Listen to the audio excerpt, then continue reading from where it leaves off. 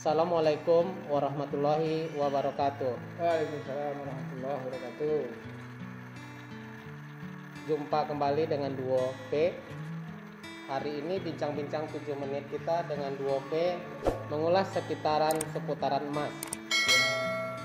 Teman-teman mungkin tidak menyadari bahwa ada dua hukum yang ada di emas tersebut.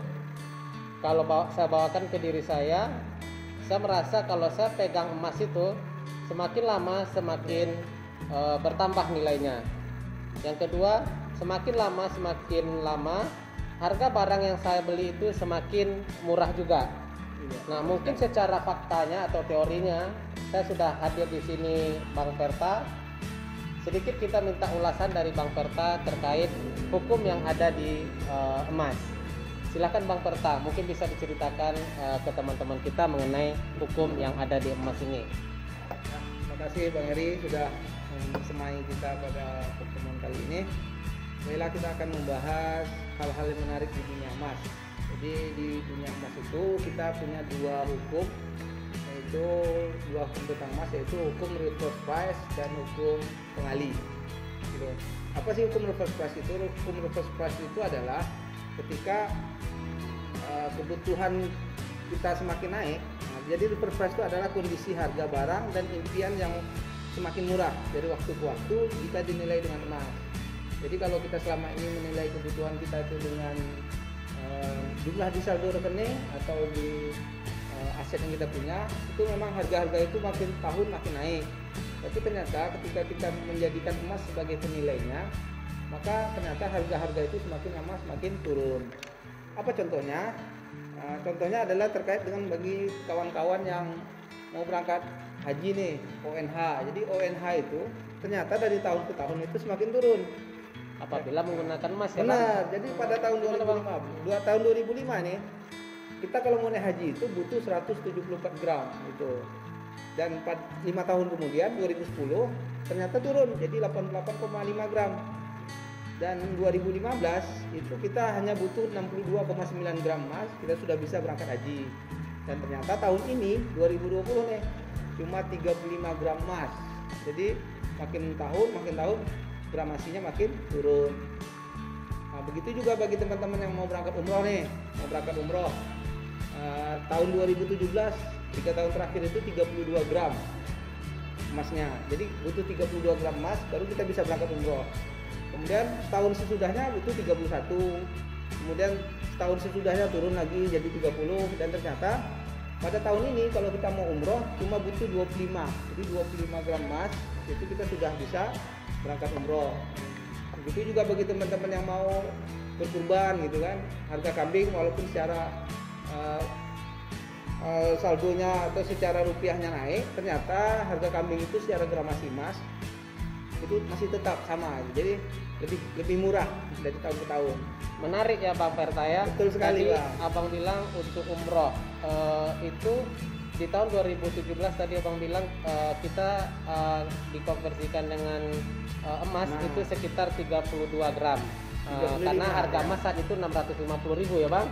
Benar sekali. Nah, ternyata di tahun 2020 harga emas sudah kisaran 1 juta. Iya, Dan ternyata kita cuma butuh 25 gram ya Bang ya. Benar sekali. Oh, itu ya ternyata hukum harga balik itu di emas ya Bang ya. Iya, jadi kebutuhan harga makin naik tapi secara emas itu makin turun ya.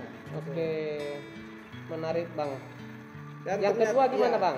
Dan ternyata bukan hanya untuk kebutuhan akhirat aja nih. Bagi teman-teman yang mau beli mobil, nah, ternyata dari tahun ke tahun juga semakin lama semakin turun.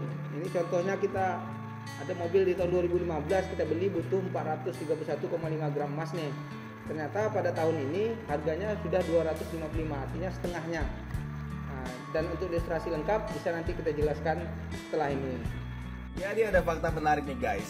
Harga mobil itu tiap tahun itu nggak pernah naik, tapi selalu turun. Gak percaya? Nih gua kasih hitungannya. Kita ambil contoh harga Toyota Fortuner TRD diesel zaman dulu. 2010 itu harga barunya 397 juta rupiah. Sekarang di tahun 2020 harga jadi 554 juta rupiah. Naik dong ya. Tapi kalau kita bikin tabel kayak gini akan jadi lebih murah guys. Kalau kita lihat dalam emas, Harga Fortuner 2010 itu sama dengan 1026 gram emas. Sedangkan Fortuner baru di tahun 2020 harganya cuma 538 gram emas. Jadi sebenarnya harga Fortuner zaman dulu itu kalau kita lihat dalam gram emas itu sebesar 1 miliar 56 juta rupiah. Artinya kalau kita beli mobil dalam emas itu harganya selalu turun tiap tahun. Nah, kitanya aja selama ini salah nabung. Menarik Bang. Selanjutnya gimana Bang? Yang hukum kedua itu Bang, yang Abang bilang tadi ada hukum penggali. Oh iya. Seperti apa Bang Pertas? Jadi hukum penggali itu adalah ketika kita menyimpan aset dalam bentuk emas, semakin banyak emas yang kita simpan, maka faktor kali aset kita akan semakin cepat tumbuhnya. Jadi misalnya kita tahun ini nyimpannya 1 gram, kenaikannya ke tahun depan itu 10.000, berarti 1 kali 10.000. Tapi kalau kita nyimpan 10 gram, itu jadinya 10 kali 10.000 kan jadi 100.000 nih. Tapi kalau kita nyimpan 100 gram, nah itu tinggal kawan-kawan kalikan sendiri gitu. Artinya semakin banyak emas yang kita simpan, emas yang kita tabung, maka aset kita juga meningkat. Dan ternyata dengan hukum reverse price tadi, ternyata aset kita meningkat tapi kebutuhan kita makin lama makin turun. Artinya kesejahteraan kawan-kawan, kesejahteraan teman-teman itu insya Allah kedepannya lebih naik lagi. Jadi itu juga. Masya Allah Bang. Berarti secara hukum penggali ini semakin rutin kita menabung emas, Betul. insya Allah semakin besar yang bisa kita dapatkan untuk pemenuhan capaian impian kita ya Bang ya. Ya, dan impian lebih cepat tercapainya nih. Alhamdulillah. Oke teman-teman, mungkin itu sekilas dari bincang-bincang kita hari ini. Saya simpulkan bahwa ternyata di dalam emas itu ada 2 hukum. Yang pertama hukum harga balik, di mana impian atau barang yang kita beli dengan emas itu akan semakin murah di kemudian harinya apabila kita membelinya dengan emas. Yang kedua hukum penggali. Dengan hukum penggali ini semakin besar Anda memegang emas, semakin cepat pencapaian dari kebutuhan atau impian Anda untuk dicapai. Demikian teman-teman bincang-bincang dengan duo P hari ini. Wabillahi taufiq wal hidayah. Assalamualaikum warahmatullahi wabarakatuh. Waalaikumsalam warahmatullahi wabarakatuh.